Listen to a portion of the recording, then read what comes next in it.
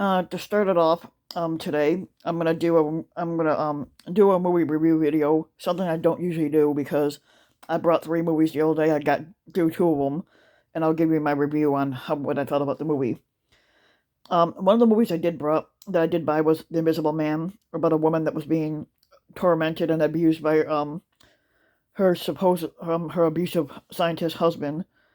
Um, the movie does have an all-star cast. The movie starred Elizabeth Moss, Aldous Hodge, Storm Reed, Harriet Dyer, Michael Dorman, and Oliver Jackson Cohen. Oliver Jackson Cohen was the abusive guy, and Elizabeth Moss was the woman that was supposed to be with him. Um, now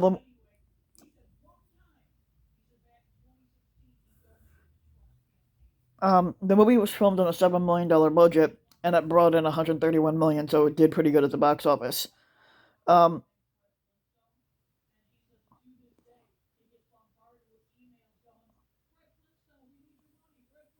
um, The Visible Man was released earlier this year on February 28th of 2020 by Universal Pictures.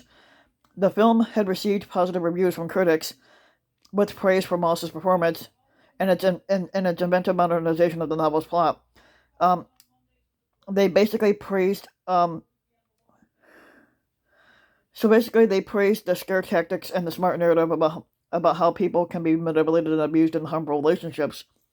But the film grossed 134 million worldwide against a $7 million budget, which is pretty good. But due to the COVID-19 that happened earlier, um, and due to the COVID-19 pandemic closing theaters across the world, Universal Studios had announced the film would be made available for digital rental just only 1 month after it was released theatrically. So that's my review on The Invisible Man. I watched it; it was pretty good. And of course, like I said, there are goofs in films, and there is one goof in the film, because if you're watching the movie and stuff like that, there's supposed to be a dog in the film, and it's supposed to be Elizabeth Moss's dog, or at least her character anyway. So it's supposed to be her and the husband's dog. If the husband's supposed to be dead, and somebody was and the dog was shown there, and the dog was shown, and it shows the dog running up to her when she gets home, when she gets back to the house to look for something. The thing is, the dog runs up to her, and she doesn't seem the least bit surprised that the dog's there. Now, if she wasn't there, and the husband is supposed to be dead, then who's taking care of the dog? Because it doesn't mention the brother taking care of them, and it doesn't mention any maids or servants taking care of them. So who was taking care of the dog exactly? And it doesn't show that in the movie. So that is one goof that you'll see in the movie.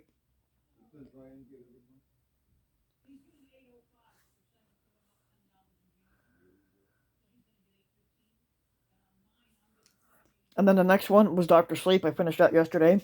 Long movie. It's a 3-hour film. The Doctor Sleep movie is an actual remake to The Shining, but it's supposed to be Danny when he's all grown up. The movie was considered to be somewhat of a disappointment because the movie was filmed on a $45 million budget, but it only brought in 72 million.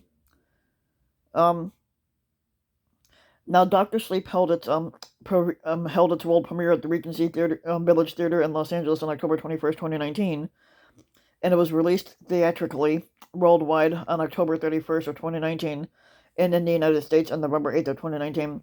The film had received what they call mixed reviews. They praised the performance. They praised um basically people praised it for its performance and atmosphere, but a lot of people criticized it for its lengthy running time because they basically filmed it and it was listed at 3 hours.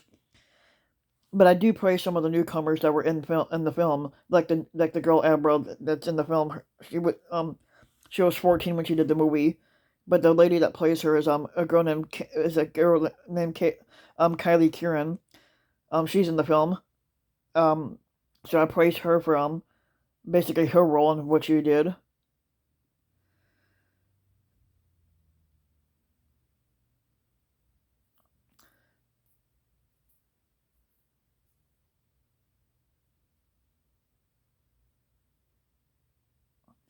The kid that played Danny that played Danny in the original Shining film makes a cameo appearance um in the movie, and but he had been retired from acting for over 38 years.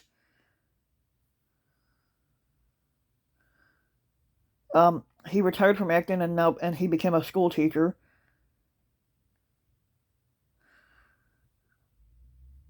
Obviously that, and then I started watching my other movie, Unhinged, with Russell Crowe, and and I when I finished watching that movie later on today, um, then but then after I finish watching that later on, then I'll do a video on that, telling you what I think about that movie. But the Doctor Sleep movie wasn't too bad, and neither was Invisible Man. It's just that people are criticizing Doctor Sleep for the long running time for 3 hours, because they dragged it out for 3 hours, and I said, and it was well worth the watch. If you're willing to watch 3 hours of the movie, then that's your choice. But yeah.